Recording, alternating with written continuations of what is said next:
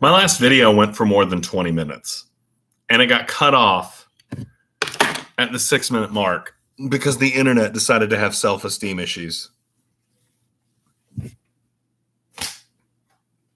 Boo! Anyway, if I remember correctly, the last video ended off with me basically talking about I think it was leading up to a discussion of drops. Oh, I remember now. The intelligence agency in America did not really care about whether Campbell was on their side ideologically. Obviously, they only cared about whether he was giving them the information that they needed tactically, which makes for kind of an interesting moral problem, right? And this is the problem that we find ourselves facing over and over and over again in this book. It's like, are you really truly a good person just because of the things that you do? This is a very high existential question because theoretically, we're judged by how responsible we are, right? Whether we do things from an authentic viewpoint, whether we are intentional in our actions. And Campbell's, he's just kind of being floating around in a river. And even the intelligence agencies that are employing him and using him really don't seem to care about what he's doing ideologically, right? He can be whatever he wants to be ideologically. So, hold on. I just found out my wife ordered pizza, and I don't have very long. It's like the universe is against this video. So I tell you what, this day has just, I've had the technician out here. I haven't been able to do any of the stuff that I wanted to do. And I'm like, you know what? Fine, universe. Fine. You have it your way. I'm going to order pizza and I'm going to watch Stargate tonight. So let me just make a couple of quick points and then we'll finish the final lecture on Thursday, and that'll be it for the class, and we'll focus on the papers, right? Anyway, I need chocolate. So the scene I want to focus on now to end this no good, terrible, very bad day is Campbell's escape from Berlin. The escape from Berlin, and Berlin towards the end of World War II, was hell on earth.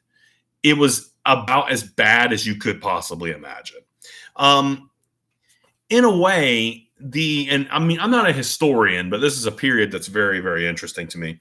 The Allies and Russia, which Russia was a member of the Allied powers, but for some weird reason, I always kind of think of them as a separate entity.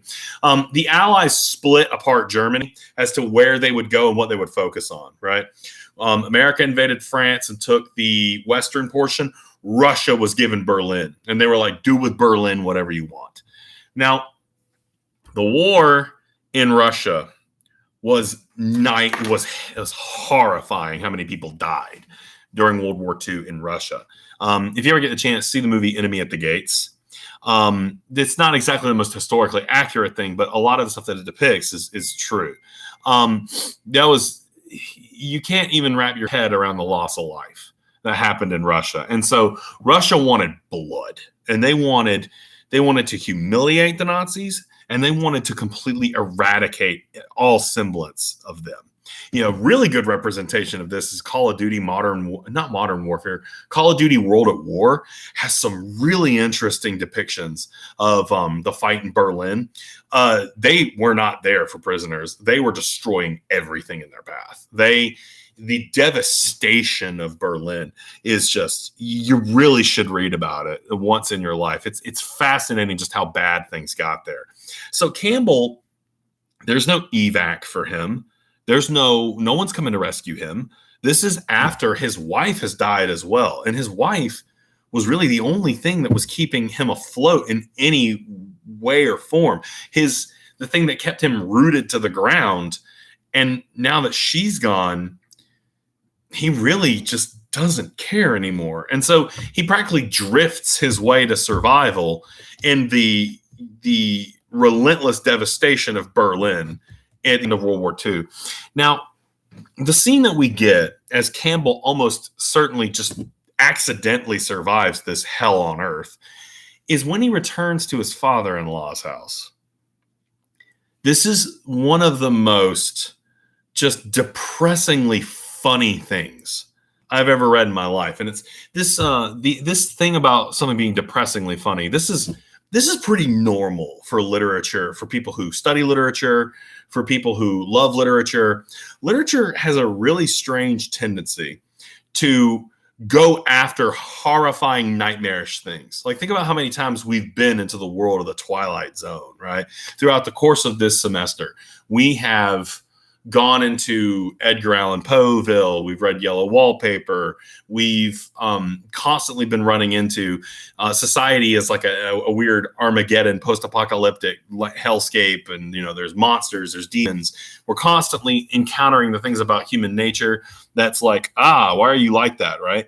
And it's like writers and literary people have a tendency to develop very, very profound gallows humor.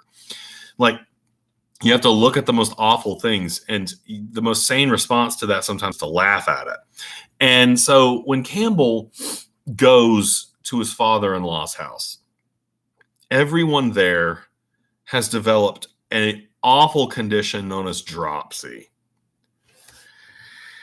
I don't know. I can't really put my finger on why this is so funny to me, because the people who have it, and to explain what dropsy is just awful. It is a condition of real malnourishment. You're not getting the stuff that your body needs to function. One of the biggest symptoms of dropsy is take like a fatty part of your body, like the meat of your arm or even your thigh, push into it. And if you have dropsy, when you pull your finger away, the flesh is not going to immediately spring back to where it normally would be. It's going to leave an indention. It's a miserable, miserable condition. Mainly, the reason people develop this is because everybody in Berlin, or anywhere even near Berlin at this point, was surviving off of war rations. War rations are not meant to be very nutritious. They're meant to keep you going. They're meant to travel, not like provide that much in the way of satisfaction, or even, they're very basic. And even if everybody's eating their fill of war rations, you're not getting much out of that. And so dropsy has kind of a bloat kind of, look to it. It's like you're there, but the quality of your tissue, your muscles, your fat even has diminished in the sheer amount of, in how much nutrition has just been pulled from your diet. So the thing that makes me laugh about this is, when we look at the people and they all have dropsy and they're all miserable and they're all just kind of waiting for death to come and overtake them. Rezi Nath, who we'll talk about a little bit next time, is probably in the throes of it as well. It's not fun. It's bad. There's rubble, destruction, devastation, and everyone is basically starving to death. And this damn wiener dog has dropsy too. Like, this stupid dog, like, it's a lap dog. And this dog is just so devastated with dropsy. And the guy's like, can you take this dog out in the back and kill it? Because there's just no reason for this stupid thing to be living anymore. Like, they've been feeding this dog war rations, right? And the dog's just like, please kill me. Like, it's so bad. Like, I feel terrible for laughing at it, but it's just such a ridiculous image. There's all this massive, horrible devastation and suffering of humans, and then you got this pointless little lap dog that's never been useful for anyone in any capacity, and it has dropsy. Like, why are you feeding the dog? Why are you letting this happen? Like, maybe not eat the dog, but crap, it's so bad. It's so bad. So Campbell might not be the most admirable person, but he's seen some crap, right? He's lived through his own share of nightmares and somehow found a way to just be like, I really want a picture of this dog, right? I know it's awful and I'm a bad person and I'm going somewhere very hot, but it's just such an absurd image. So I've been talking about the propaganda. Here's the last point I want to make before I wrap this lecture up. What's the real damage that Campbell did? It's not immediately apparent, right? Because even though he's transmitting Nazi propaganda, the Nazis have been eradicated, right? It's not even the Americans that came and just salted the earth. It was the Russians. And the Russians came in and they didn't spare anyone. It was just straight up hell erupting out of the big anus in the earth, right? It was they did a good job of just coming in and just eradicating this. You ever get the chance, the footage of the bombing of the Reichstag where they blew up the swastika? Russia wasn't just coming in to destroy them all; they were coming to humiliate them, to erase them. And so, at first, Campbell might become walking away from this feeling like he's gotten away, right? The ideology of the Nazis is going to collapse. Their whole idea is that they are a superior race, a superior civilization, and they've been disassembled. Everything about them has been pulled down and destroyed to the point that in the last days of the war, they're all wasting away with dropsy. The courage is gone. They acclimated themselves to their fate. And it's like, it's coming. There's no reason to run anymore. It's all over. Yeah. Go kill the dog with dropsy. Like, there's no reason to keep fighting. So what's the real damage? The real damage that Campbell did wasn't in Germany at all. It was America. There were Americans listening to Howard W. Campbell Jr., and they were listening religiously. Campbell made sure that this absurd, nightmarish brand of Nazism survived the Third Reich. Even though the Third Reich, the Nazis themselves, were completely and utterly destroyed in their home country. Campbell comes back to America, and he's able to live a life for himself that is of relative comfort and seclusion. Seems pretty nice, right? Except he's not going to live that way forever. He even, almost like a big middle finger to everyone, doesn't change his name. If you're a suspected war criminal, which even with his cover as a Allied agent, he's still a suspected war criminal. He committed war crimes with the broadcasting of aggressive, horrible propaganda. Change your name, dude, right? Like, at least be somewhat smart about it. Why do you think he doesn't change his name? I think that's a good discussion question for your attendance and maybe a little extra credit if you need it. Why on earth does he not change his name? What would motivate? Is he lazy? Is he making some type of statement? Now, this book is nothing if not bloody hilarious.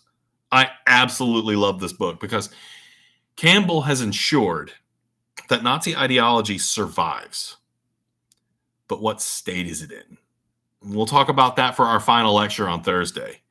You know, we've made the best out of these incredibly strange times. And I'm not going to lie and say I wish we couldn't have had these classes face to face, because one of the things I miss the most is being able to banter with you guys. I need to go and see what I can do as far as getting concurrent sessions where I can have you guys on the computer and we can talk about things, especially things like assignments. But I miss you guys. I really miss a classroom environment. We'll get better as we go forward, better at it as we go forward. But that's your discussion question. I want you to think about, why didn't he change his name? Why would he not do that? Because that's what ultimately undoes him in the end. Anyway, we'll talk about the hilarity of it next time as well. You guys be safe. Take care of yourselves. And we're almost through this nightmare.